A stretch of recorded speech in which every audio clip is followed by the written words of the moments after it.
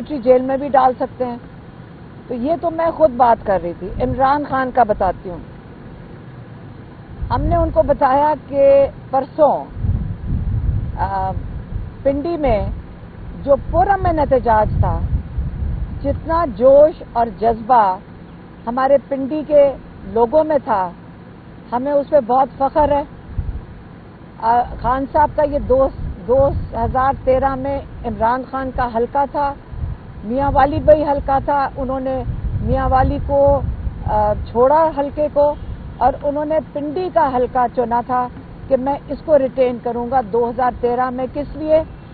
کیونکہ وہاں کئی سو جوان لڑکیاں اور لڑکے نکلے تھے حنیف عباسی کے خلاف کیمپین کرنے، کیونکہ ان کی غنڈہ گردی سے یہ تنگ تھے. اور انہوں نے جب الیکشن جیت گئے تو سامنے سے گولیاں چلائی تھیں ان کے کیمپ سے، اور 2 لڑکے شہید ہو گئے تھے اس وقت الیکشن کے بعد.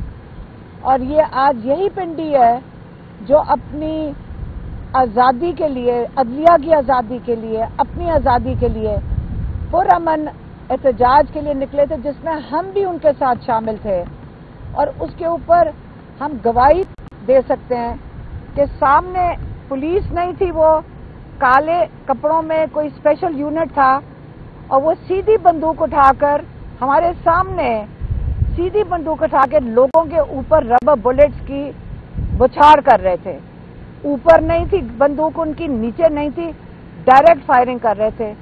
جب ایک بچے کو بہت بری طرح لگی اور زخمی ہوا، وہ گر گیا، تو پھر میری بہن ڈاکٹر عظمیٰ جو ڈاکٹر ہیں، وہ پھر ان کو ایک میڈیکل سٹور میں لے کے گئی اور ان کی مرہم پٹی کی، لیکن ان کو پھر بھی ہسپتال کی ضرورت پڑی تھی.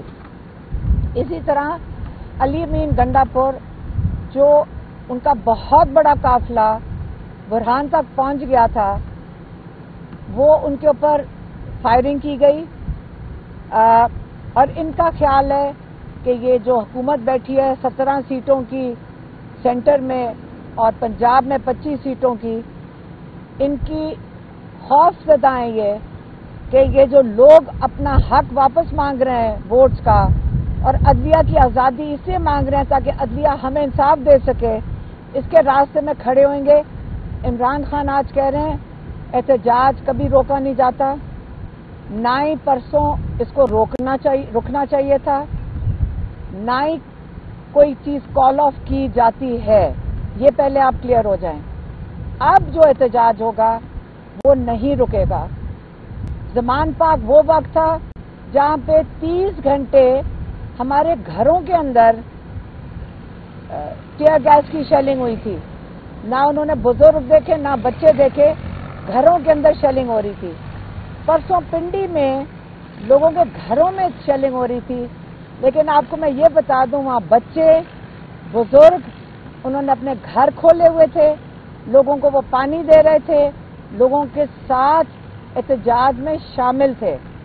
اور انشاءاللہ آگے ہمارے احتجاج جاری رہیں گے. ہمیں عمران خان باہر چاہیے، یہ بڑا کلیئر ہو جائیں. اس سب کے لیے ہمیں عدلیہ آزاد چاہیے، کیونکہ اور کوئی طریقہ ہی نہیں ہے کہ ہم عمران خان اور باقی جتنے قیدی ہیں ان کو باہر نکال سکیں.